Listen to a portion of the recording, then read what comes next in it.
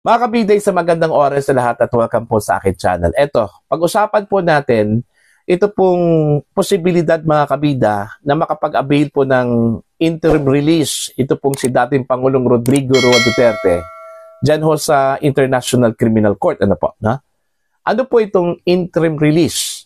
Yung interim release po ay nakapaloob po yan sa Section 59 po ng Rome Statute. Ano po? Na ginagamit po mga kabida ng International Criminal Court. Ano pa? Na? Yung interim release po, dito ko sa Pilipinas ay katumbas po yan ng bail, posting ng bail bond. Ano po? Na? Ang tawag nila doon is interim release. Ano po? Okay? Now, dito po sa post po mga kabida ni Mr. Jarius Bondok, isa pong kolumnista po yan, sa kanyang Facebook account, okay? 23 minutes ago po, Ang title po sa kanyang post dito is, can Duterte request bail, strike plea bargain at ICC? Yun yung kanyang titulo, Parang tanong din, Now, nakausap po ni Mr. Jarius Bondok, ito pong dating UP din, At isa sa naging judges po mga kabida ng International Criminal Court noon, okay? Ito pong si Dean Raul Pangalanan.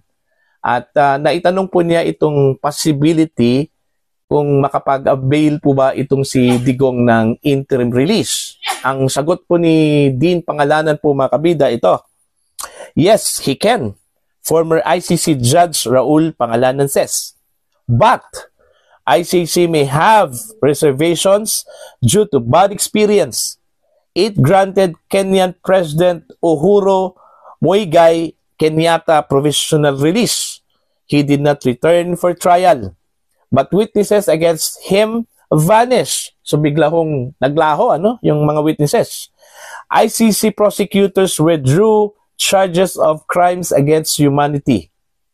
Why is Duterte's trial 6 long months from now?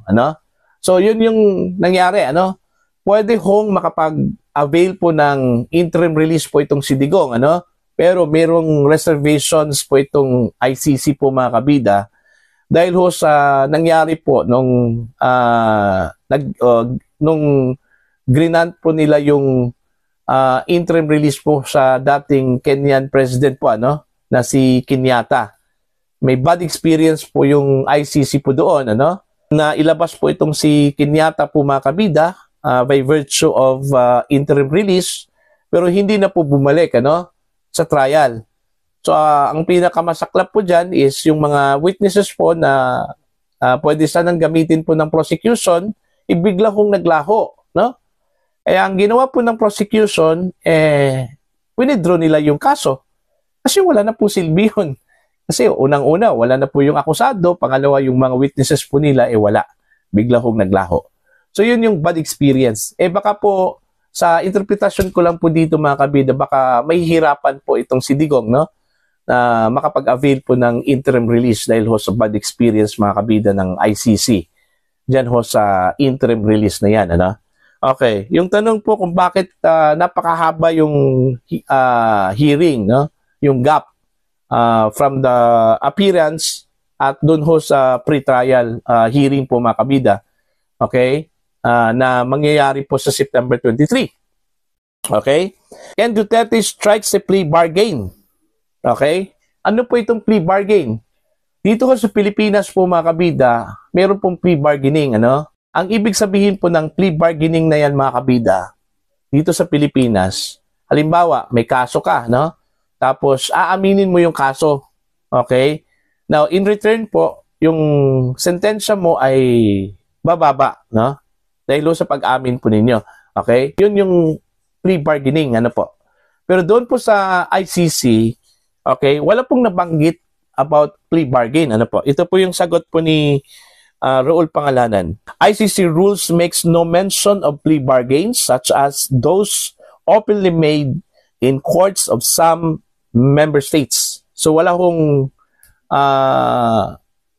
explicitly sinabi doon ho sa rules po ng ICC po mga kabida about the plea bargaining, Okay?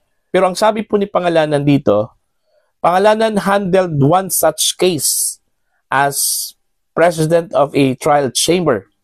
The prosecutors made no mention of plea bargaining, but it was obvious in the sequence of events and presentation of arguments. So although wala po sinabi, pero naging obvious daw yun, no? Yung plea bargain during the course of the hearing, ano po, no? Mga kabida. Okay. Can Duterte's correspondents now cause the filing of criminal charges against themselves in Philippine courts, if only to elude ICC jurisdiction? Ito po yung tanong. Okay? Para po daw makaiwas po sa jurisdiction po ng International Criminal Court. Di ba meron pong mga co-accused, mga correspondents po itong si Digong, ano? In fact, naging laman ko yon, no, sa vlog ko mga kabida nung nakarang araw, ano, kung saan po yung complaints po ni Attorney Jude Sabio at saka ni dating Senador Trillanes, may mga co-respondents po itong si Digong, ano? Okay, may mga pulis doon, mga dating opisyal po ng gobyerno nung time po ni Digong, ano? So, pwede ho ba silang mag-file po ng kaso sa kanilang sarili dito po sa Pilipinas, just to make sure na wala pong jurisdiction ang International Criminal Court sa kanila, okay? Kasi may haka-haka kasi mga kabida na baka po maglabas po ng warrant of arrest, no? Ito pong ICC laban po sa mga co-respondents po, ano, ni Digong dito ho sa kaso po ng crimes against humanity dahil ho sa war on drugs po ng dating Pangulo nung siya po ay presidente po ng Pilipinas, ano po, na? Okay? Pwede po ba na may mag-file, kung hindi po sila, may mag-file po laban sa kanila ng mga kaso in relation po doon ho sa war against drugs, mga kabida, ano po? Na? Ito po yung sagot po ni Pangalanan. Okay. ICC will determine if such case is genuine and moving in court, says Pangalanan, Inquirer columnist. If ICC finds out the fakery, it can order arrests. Now, titingnan muna ng ICC, mga kabida, kung yung mga kasong isinampa po laban sa mga correspondents po ni Duterte, kung totoo ba yung kaso na yon o mga kaso na yon, hindi ho ba fake yun, ano?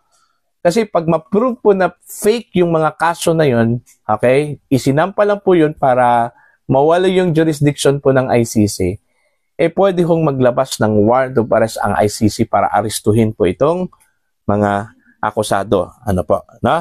So, yun yung sabi po ni Dean Pangalanan, mga kabida.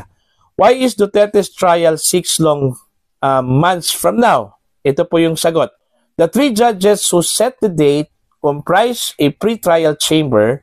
Their job was only to assess preliminary evidence, issue a warrant if necessary, and determine if the right person was arrested. A permanent trial chamber will hear the case, Pangalanan says. Actually, yung tatlong mga judges po na kaharap po ni dating Pangulong Duterte, mga kabida, dun ho sa kanyang first appearance, hindi talaga yung tatlong mga judges ang responsible sa pagdinig ho sa kaso ni Digong, ano? May ibang chamber, may ibang mga judges yon, ano?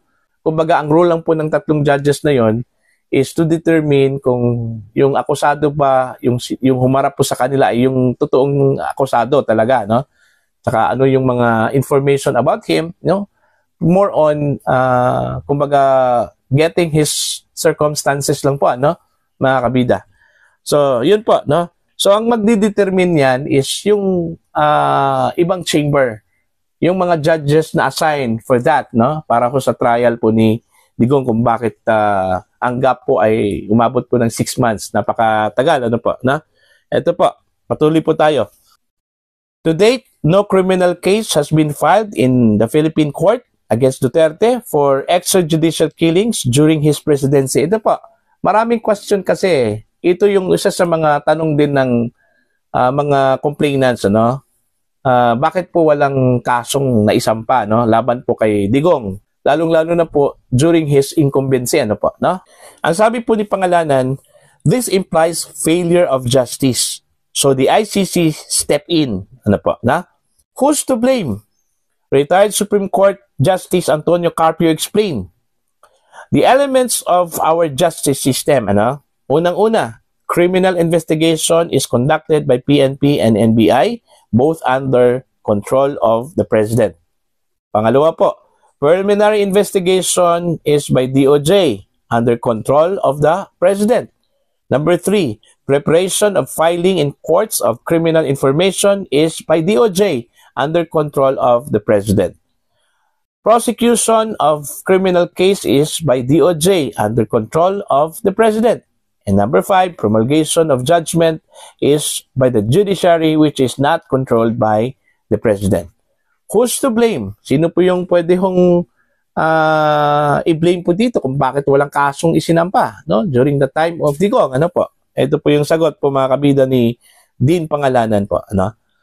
When Duterte was president, no criminal case could be filed against him for 2 reasons. Number 1, he naturally never allowed himself to be investigated or criminally prosecuted by agencies under his control. Number 2, by jurisdiction, the president cannot be criminally sued while in office. Yun yung malinaw po. Yun yung sagot sa lahat pong tanong kung bakit po hindi ho kinasuhan si Digong during his time na naging presidente po ng Pilipinas. Kahit na wala na po yung hindi po papayagan ni Digong na imbestigahan yung sarili po niya, no? Hindi na po natin isali yun.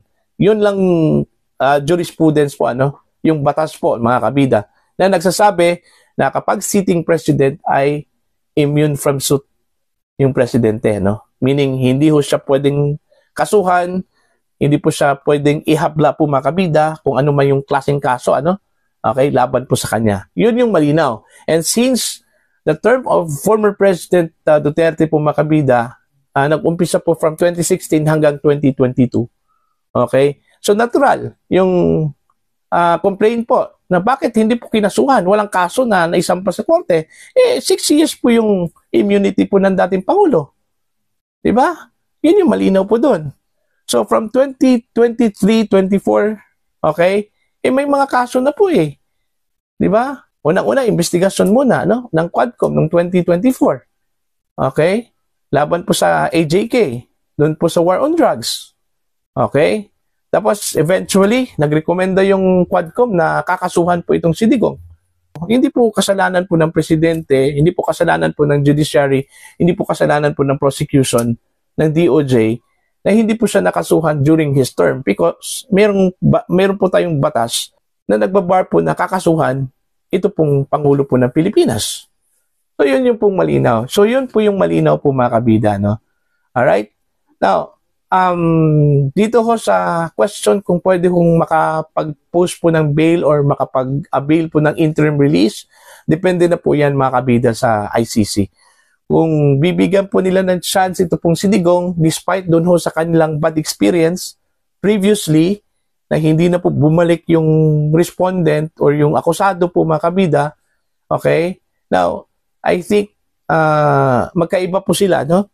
Okay? At saka kung meron man po silang experience noon, I think they learn that experience. May mga safety measures na po, no? Na ginagawa siguro yung ICC para hindi na po mangyari yung nangyari nung time po ni Kenyatta po mga kabida, no? So I think the president or the former president deserve that privilege po, no? Na makapag-avail po ng interim release, po, no? Kasi yun yung nakalagay po kasi sa Article 59 po mga kabida, no? Ng Rome Statute. So yun po, no?